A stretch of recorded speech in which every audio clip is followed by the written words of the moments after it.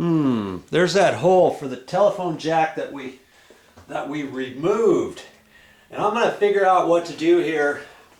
But before I do that, see this wire here, that goes down to the alarm system and it sneaks underneath the cabinet, goes across and is stapled along here and plugged in here. We're going to do away with that. We're going to put it into a plug that's now underneath this cabinet. Okay? So I want to get that wire out. So I've got to unscrew that. And then this, you've got to figure out how to get the alarm pads off. And usually the front cover comes out. There's a little small little Phillips head screw right there.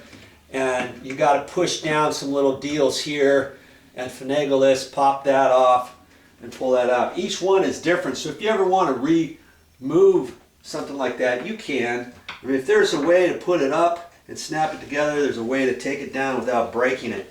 So I'm gonna pull this out because I want to figure out what to do with this. Somehow I've got to get it sneaked down over here, and I might do that part after they install a new counter over here. Tomorrow they're going to install some granite countertops. That's going to look really sharp, and I'm not sure how far over they're going to install it, if they're going to install it this far or any further, or what the deal is with that. That's about where it is.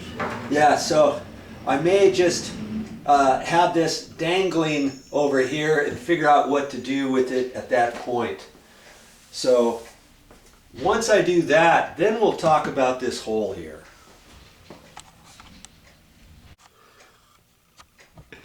Just in case you saw this, I would never suggest putting all your tools on top of the countertops or anything like that, like this. But in this case, I've decided to do that because it was easier, and that's really not the real reason. They're going to be tearing this out tomorrow, and they're going to put in some new granite countertops. But don't ever put all your tools out on the counter like this, okay? You'll scratch it, you could chip your grout, you could scratch your Corian or your granite or your Formica, okay? I'm really not going to show you much about this alarm system because I'm not going to disconnect it per se. This wire here is the main power source that feeds the back of this, and it goes across over to this little deal here that you plug into the wall, okay? But once you pop that out, usually there's some mounting screws in here. I think last time I took this out, you watched that video, you would have noticed that when I took these sheetrock screws out, they just install it with some sheetrock screws, and they didn't put any plastic anchors up. So before I put this back, I'm going to install some plastic anchors, and I have some of those too. I went to the store and I got some. Usually I carry some with me. It's always good to have some. Whenever you need them in a pinch, you have them. Okay? But I'm going to take this out, reroute this and all that, and figure out that before we tackle this hole. What are we going to do with that?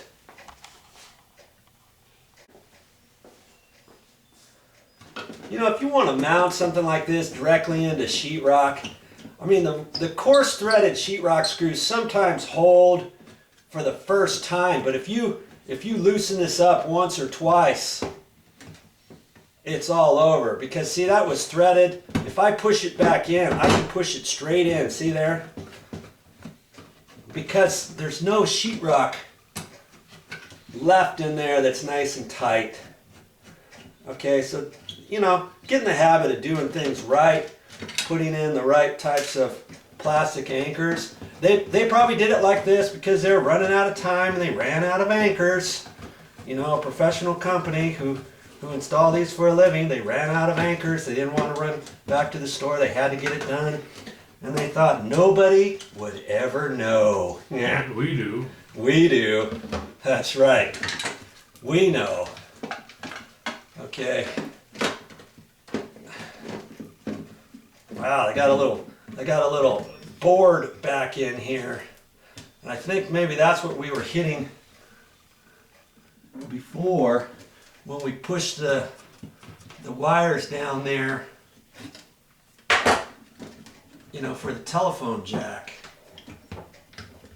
But this is just, I gotta figure that out on how I'm gonna do that, and it should be easy enough. This bottom deal has two wires going to some screws. I just undo those screws, and then I don't have this to mess with. Then I can pull this around however I want. Okay, that's how we're gonna do that. Now, dabbity nabbit, I'm over here, and my uncle threw a monkey wrench at me, and now I'm starting to think about it. Mr. Inspector on the job, my pops is in the car out there taking a snooze. He's taking a siesta out there while I work. Yeah. Yeah.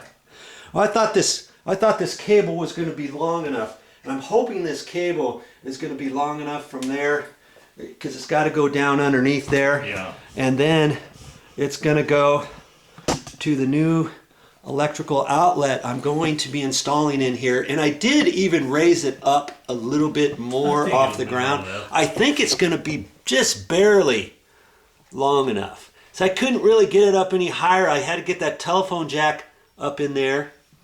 And you know what? Worst case scenario, if you want to relocate your power source for your alarm system, we're not going to be messing with relocating the wiring for the alarm system or anything like that. That was done years ago, and there's all kinds of stuff in the wall. But this little wire right here, there's three cables in here, and they only use the red and the black. And then on the back side of the alarm system is the wire. See, here's the wire, and actually they had a red, black, green, and yellow, and they're only using the red and the black. Okay, so worst case scenario, if this is too short, you can go to the store and you can get a little piece of wire like this, strip it back, and extend that, 15 feet, whatever. And in our case, see, we don't have very much to work with, but I think it's going to be long enough. I think so. You know what? Since I'm in the throes of this, I'm going to show you a little bit more, because I've got a tricky solution on how to fish this wire down and get it so it's not shown. And in fact, I did measure it from where it went. I just measured it with my tape measure. I got about 30 inches from where it's going to go down. I held my tape measure there and went on down, and I'm going to be really close to where the plug is, the electrical outlet. I can face this facing up, and the screws are facing up as opposed to facing down.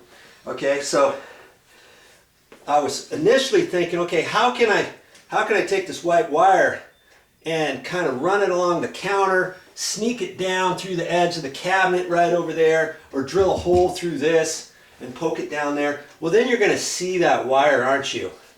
And you might not be able to have access through there and all that. So what I'm going to do is I'm going to fish this down the wall, and then I'm going to pull it out. And I think I can do it that way. Now, how am I going to pull it out? Because I don't have any hole underneath here for that. Okay? Somehow I got to figure that out. Do you know how I'm going to do that? Either way, if you do or you don't, you might want to check this out. And I think I can do it.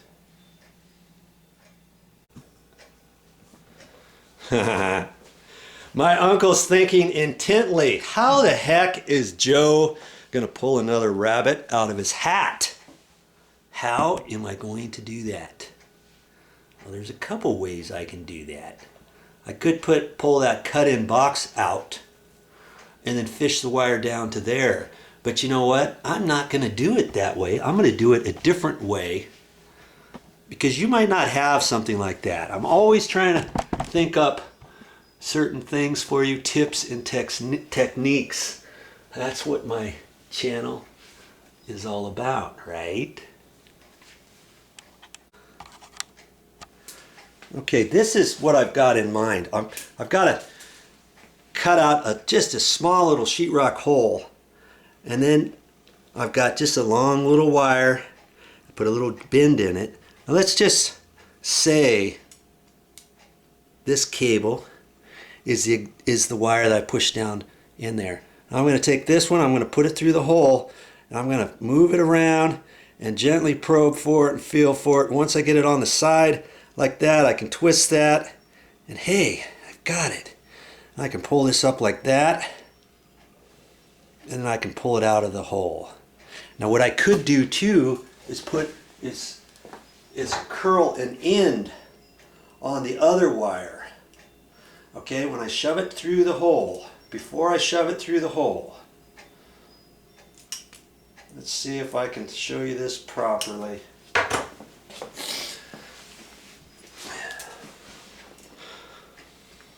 Okay, I can make a loop in my wire that I'm going to shove down the wall. I've got a loop here. Okay, this is dangling in the stud bay, and I keep feeling for it and feeling for it. And oh, hey, I got it. I pull that down, it slips just like that, and then I can pull it that way, just like that, and I can pull it right through the hole, can't I? Okay, in fact, I could maybe bend this just a hair tighter with my pliers, because however big that loop is, you see, I can bend that a little bit tighter. Okay, keep the end about like that. Then that's how big of a hole I need to make through the sheetrock. And how am I going to do that?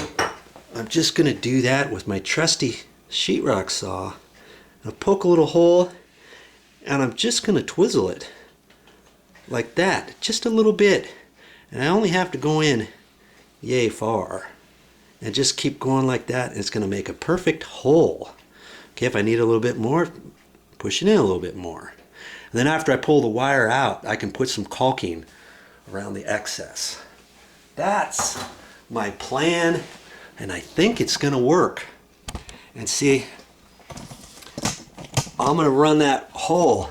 I'm going to put that hole up kind of to the left of the telephone jack, and I can have it kind of up there, and then it can come out and squiggly down however I need it. Okay, that's what I'm gonna do. I know, I'm pretty sure it's gonna work.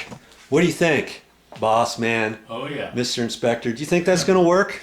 I think so. I think it's gonna work. Okay,